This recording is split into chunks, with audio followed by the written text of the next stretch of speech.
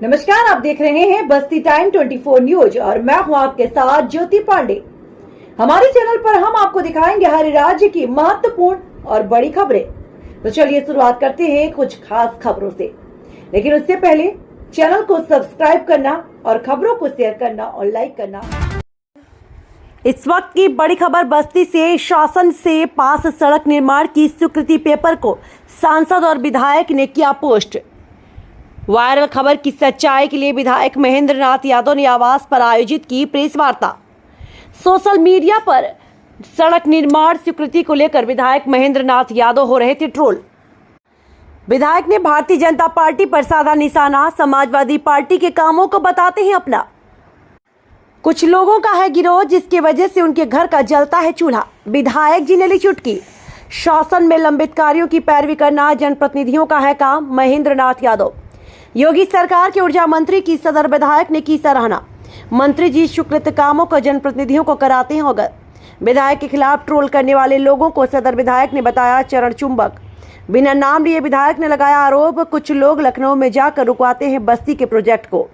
संवाददाता सचिन कुमार का शोधन बस्ती। आशीर्वाद दे दिया, मैं कैसे विधायक हो गया, ये लोगों को हजम ही नहीं हो रहा। और रही बात काम की, तो मैं आपको बता दूं कि ये किसी भी सदन का, आप सब पत्रकार साथी हैं, और निचली इकाई से लेकर, चाहे वो ग्राम सभा हो, चाहे क्षेत्र पंचायत हो, चाहे जिला पंचायत हो, या विधानसभा और विधान परिषद हो। विधानसभा में भी जब जितनी भी सरकार की जितनी विभाग हैं, इन विभागों का जब कार्य योजना बनना होता है, तो उस विभाग के मंत्री का, उस विभाग के विभागाध्यक्ष का, संबंधित क्षेत्र का जो विधायक होता है, उसके पास सरकार की तरफ से, संबंधित मंत्री और विभागाध्यक्ष की तरफ से लेटर आता है कि हमारी इस सरकार की ये जन कल्याणकारी योजना चल रही है और इस योजना से संबंधित आप अपने क्षेत्र के विकास से संबंधित काम को लिख के दीजिए।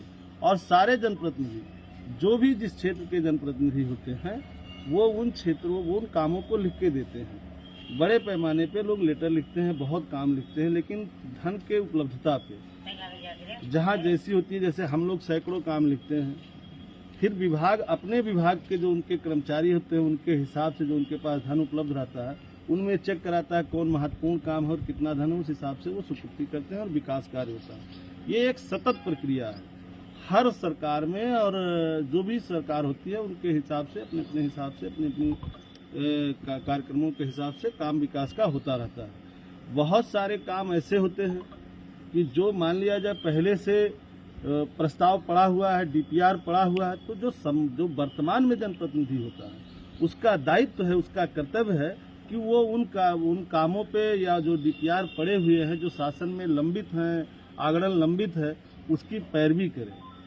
जैसे आप बताइए, ये लोग नहीं कहते हैं कि मेडिकल कॉलेज हमने बनवाया। आप बताओ, समाज पत्रकार साथी हो और सब लोग यहाँ हो, समाजवादी पार्टी की सरकार में भूमि का अधिग्रहण हुआ था, लेकिन हमारी सरकार चली गई, भारतीय जनता पार्टी की सरकार आई, उस सरकार में पैसा आया, मेडिकल कॉलेज का निर्माण हुआ।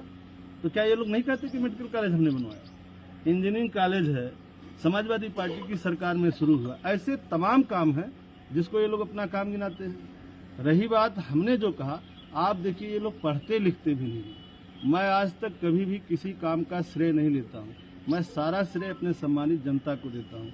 मैंने जो पोस्ट किया था, उसमें भी मैंने सिर्फ अपनी जनता को शुभकामनाएं दी थी। मैंने किसी भी प्रकार का जो है फर्जी तमगा लेने का प्रयास नहीं किया था। मैंने एक शुभकामनाएं दी थी लोगों को कि ये सड़क सरकार से पास हो गई है, और जब सड़क का निर्माण हो जाएगा तो जनता को आवागमन में सुविधा होगी, जाम से निजात मिलेगा।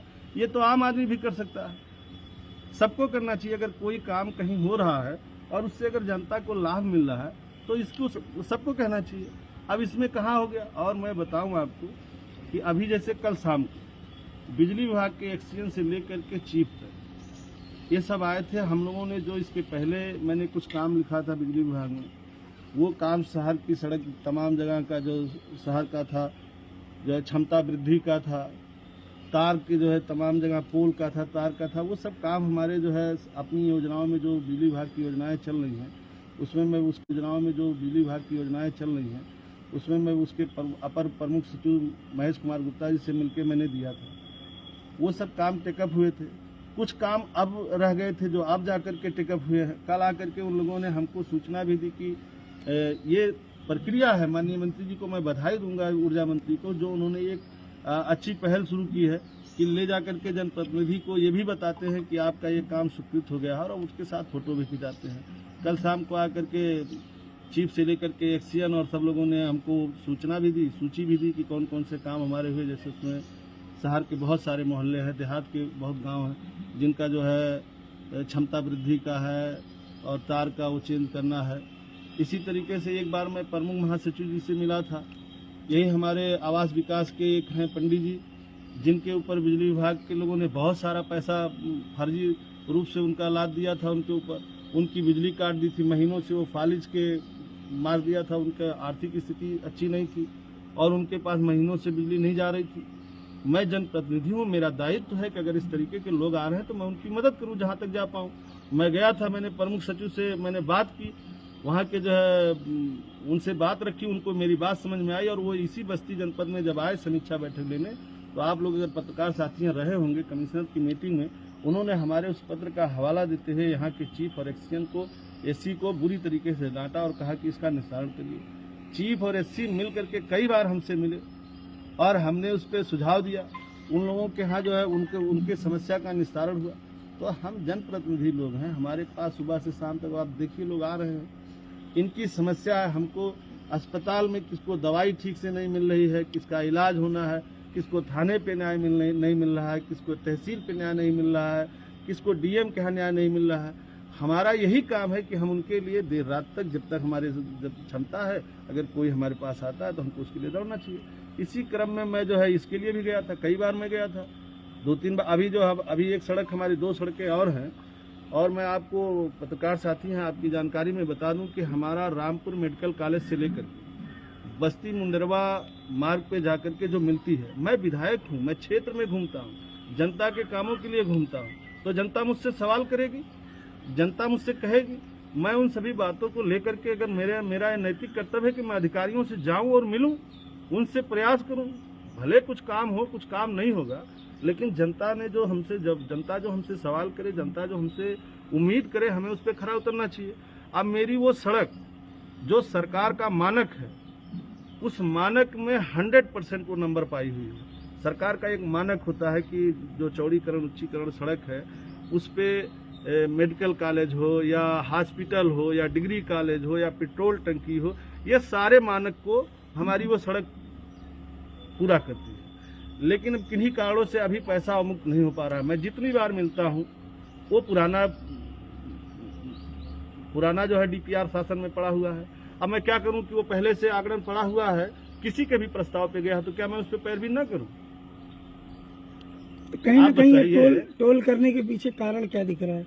मैंने कहा ना कि बहुत सारे लोगों का अपना अपना तरीका है, और अब मैं इनको किस शब्द में कहूँ? ये चरण चुंबक लोगों को मैं क्या कहूँ? तो क्या माना जाए कि चुनाव नजदीक है और हमारे जैसे लोग के लिए ऐसे कुछ लोगों का गिरोह, तो हम लोग कभी ये सब, देखिए लड़ाई बड़ी है, समाज में बेरोजगारी है, महंगाई है, भ्रष्टाचार है, लूट है, गुंडई है, अपराध है, बढ़ा हुआ है, किसी के इशारे पे ऐसा काम हो रहा है। अब मैं कैसे कहूँ? ये सब आप सब लोग समझदार लोग हैं, पढ़े लिखे लोग हैं, जान सकते हैं, समझ सकते हैं। मैंने कहा ना कि मेरी किसी एक पोस्ट पे दिखा दो जिसपे मैंने ये कहा कि सिर्फ अकेले मेरे प्रयास, हम सब जनप्रतिनिधि हैं जो पूर्व, और आपको बता दें कि इस पे पब्लिक का भी आदमी पैरवी कर सकता है। जैसे हम लोगों को आता है किसी भी विभाग का हो या किसी भी सदन का हो, जैसे जिला में वहाँ के सभासदों से प्रस्ताव मांगे जाते हैं, तो क्या हम लोग नहीं प्रस्ताव दे सकते? हम लोग भी प्रस्ताव देते हैं, विधायक भी प्रस्ताव देते हैं, माननीय सांसद भी प्रस्ताव देते हैं, आम जनता भी अपना प्रस्ताव देती है। लेकिन वो जो लेटर जारी होता है तो वो बाकायदा सबको, एक एक आदमी को, जितनी जनता है उसको तो जारी नहीं हो सकता। तो जो एक सरकार की व्यवस्था बनी हुई, सदन के जो मेंबर हैं, उनको उस व्यवस्था के तहत लेटर जाता है कि आप अपने क्षेत्र के विकास से संबंधित जो है काम को ले आइए। बाकी जो लोग और भी आम जागरूक नागरिक हैं, अगर उनको भी लगता है कि सरकार की योजना चल रही है और इस योजना में हमको ये चीज कहना चाहिए, तो वो डायरेक्ट लिख करके भी जो है विभागाध्यक्ष से मिल करके दे सकते हैं, उनका भी प्रस्ताव शामिल होता है। और मैं आपको बताऊं कि यह सबका कर्तव्य है और सबको इसका पालन करना चाहिए, इसका श्रेय सबको जाना चाहिए। जो अब मैं बताऊं, अब मैं क्या बताऊं आपसे कि अभी इसी कुछ लोग तो जा करके लखनऊ पे ये कहते हैं कि बस्ती में कोई काम नहीं होना चाहिए, बस्ती के प्रोजेक्ट को रुकवाते हैं बकायदा। नाम नहीं लीजिए। अब समय आने पे नाम भी लेंगे, ऐसा नहीं है, समय आने पे नाम भी लेंगे। अभी एक विभाग में कुछ प्रस्ताव जो है पिछले सत्र में हमारे कुछ आ गए थे काम, इस बार भी प्रस्ताव में थे, बकायदा जा करके उन प्रस्तावों को रुकवाया गया। मैं कहता हूं प्रस्ताव को रुकवाने से क्या फायदा मिला, बस्ती की जनता का नुकसान हुआ ना। मैं कहता हूं कि आप ले जाइए, अगर आप सरकार में हैं तो आप और विकास कराइए और काम ले आइए। मान लीजिए हम लोग विपक्ष में हैं, 100 काम देंगे, 2 काम 4 काम हुआ, और 100 काम आप लाएंगे, 4 काम ये भी हो जाएगा, तो जनता को 104 काम मिल जाएगा। बड़ी मानसिकता से काम करने वाला आदमी वो सोचता है कि जितने भी लोगों का, हम लोग जाते हैं कहीं पैरवी करने या कहीं किसी चीज की, अब मैं कैसे बता रहा हूँ आपको कि ये पुराने पहले समय से इसकी जो है आगरण शासन में पड़ा हुआ था। मैं यहाँ के जब एक्सीएन और एससी और चीफ से बात करता था तो उन लोगों ने हमको सुझाव दिया कि जब आप लोग जाते हैं